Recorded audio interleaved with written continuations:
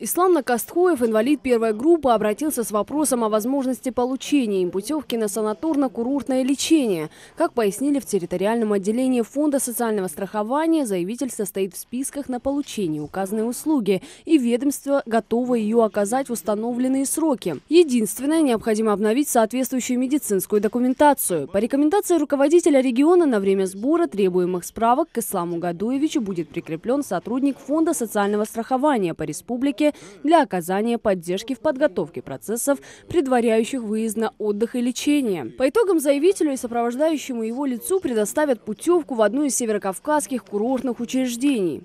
Как можно помочь ему, чтобы он вот эту процедуру не проходил?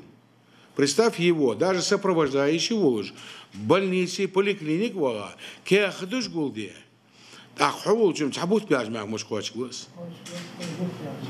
Значит, вот у тебя соцработник есть? Есть.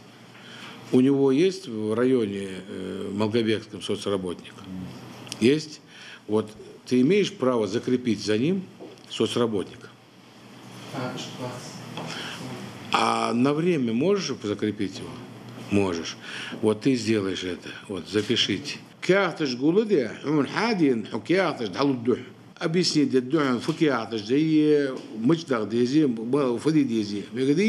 помогите человеку, чтобы он смог реально поехать и без проблем. В этой ситуации подумай хорошенько.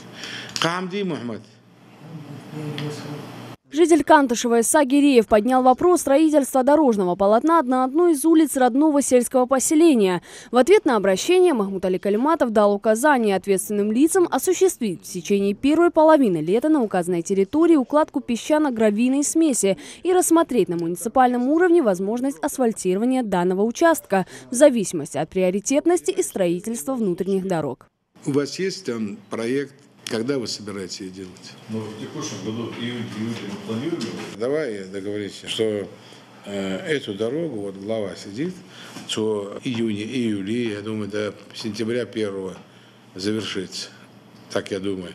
Схабиещер. Ибрагим Цицкиев от имени жителей сельского поселения Гайрбек-Юрт обратил внимание на проблему водоснабжения населенного пункта. Проблема обеспечения населения бесперебойным водоснабжением остается в регионе острой ввиду ветхости инфраструктуры. Руководство республики занимается ее поэтапным решением. Однако, понимая, что особую актуальность вопрос обретет в летний период, по поручению Махмуда Али Калиматова в июне на средства Национального фонда развития республики планируется приобретение 14 единиц спецтранспорта для доставки воды в районы. Они будут распределены по муниципалитетам в соответствии с потребностями. Далее Асканова, Хусен Гагиев, Рахман Суров, Новости 24.